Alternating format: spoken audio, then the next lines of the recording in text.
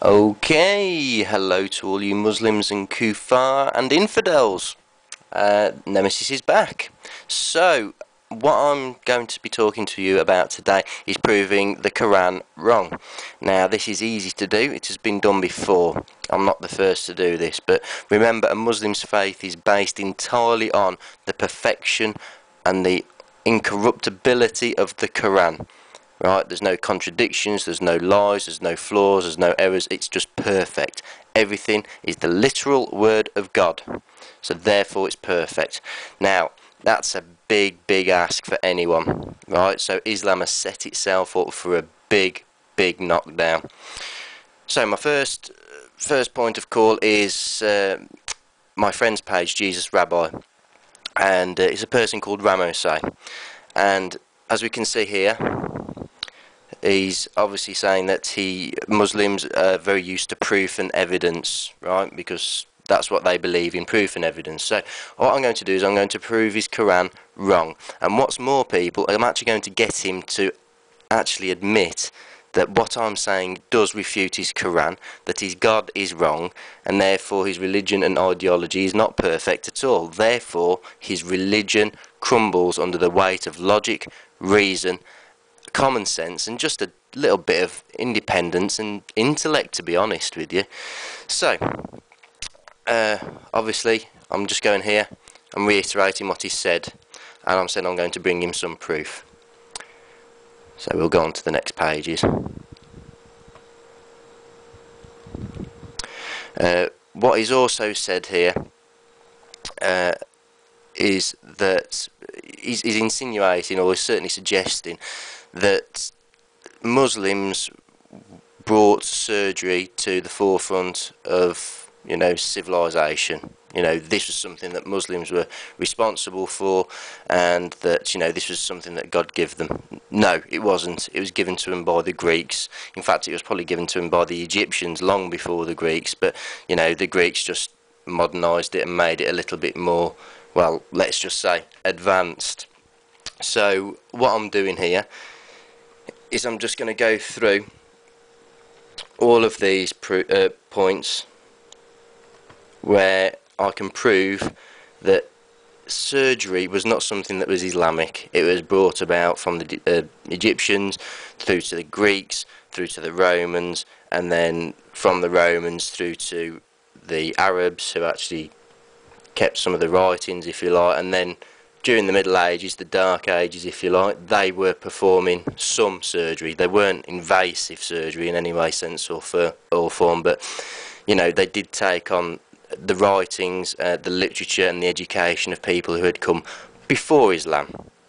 Right, so I'm talking about Egypt, I'm talking about Alexander the Great, I'm talking about Hippocrates, and there's many others here, but all of this is proof that this is not something that's purely Islamic, right? You can't attribute that to God, because these things happened way before Muslims were even thought of. Right, so go on to page 9. Obviously, I do ask people to pause this video as they're going along. Read from bottom upwards, as I've said before, and obviously you can gauge the full argument. Obviously, I'm not going to go through everything here because it'll just take too long, and I'm sure you'll be pretty tired of my voice by the end of it. So we'll just carry on down there. I'm just talking about Arabs taking over, Greco-Roman surgical techniques and education, and actually it wasn't Islamic, it wasn't what you God given you. So to say that oh, it's God given, no, it's not. It was there beforehand, before your God was even thought of, to be honest. So right, we'll go on to the next page.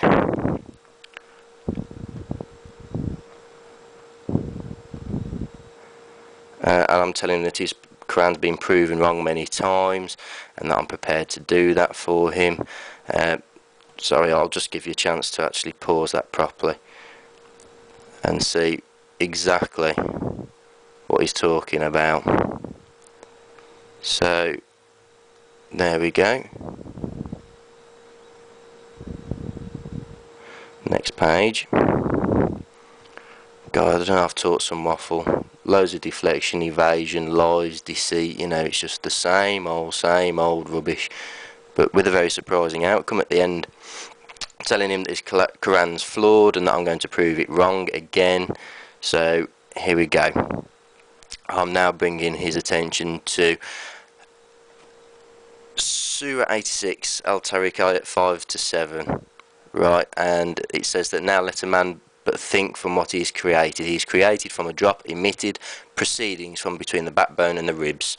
So in other words, that a drop emitted, one could assume, or certainly it has been interpreted as fluids, as liquids, as semen, as sperm, proceeding from the backbone and the ribs. Right, well, it doesn't proceed from the backbone and ribs, it proceeds from the testicles. Right, that's where sperm is created, and that's a scientific fact. I don't actually know of any person, of any human being that has a pair of testicles hanging between the backbone and the ribs, which is actually the chest area. Right, I'm sorry, but that has got to be the most stupid thing I've ever fucking read in my entire life. Right, it's blatantly obvious, but this was something that the Greeks thought of. In their time, they actually thought that that's where, you know, these seminal fluids, you know, these procreating fluids actually come from. Right, it's been proven wrong. The Greeks were wrong about that. They were very advanced, don't get me wrong, but they were wrong about this. And obviously Quran, well, Muhammad took all of this in and incorporated it into his Quran and claimed it as being a divine thing. Bollocks.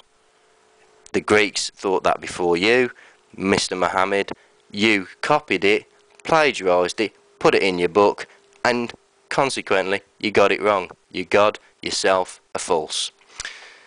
So, I'm just saying it's a little bit strange that God doesn't know where sperm is coming from, right? Because he's all-knowing, all-wise, and he created human beings, so surely he ought to know the anatomy of a human being.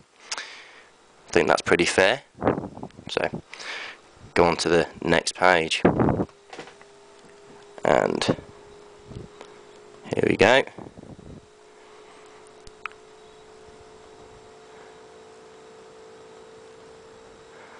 Right, and basically he's just going typical Muslim waffle. I'll let you read that and make your own decisions on it. I know better, obviously. We'll go on to page 5. Right, and he's basically saying that I'm not understanding what Surah 86 says and ayat 5 to 7, which clearly state that, you know, a man is created from a drop emitted which proceeds from between the backbone and the ribs. Sperm is a man's seed. This is mentioned also in the Quran, sperm, at a later date, and it's saying that it's coming from the backbone and the ribs. Right, bollocks.